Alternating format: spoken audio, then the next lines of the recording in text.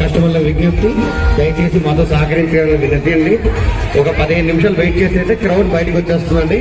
అన్ని రకాల ఆఫర్స్ అన్ని ఉన్నాయండి, స్టాక్ అవైలబిలిటీ ఉన్నాయి. మంచి ఎక్సైటింగ్ ఆఫర్స్ అందరికీ అందాలన్న ఉద్దేశంతోనే ఆపడం జరుగుతుందండి. దయచేసి మాకు సహకరించగలరు. Thank you.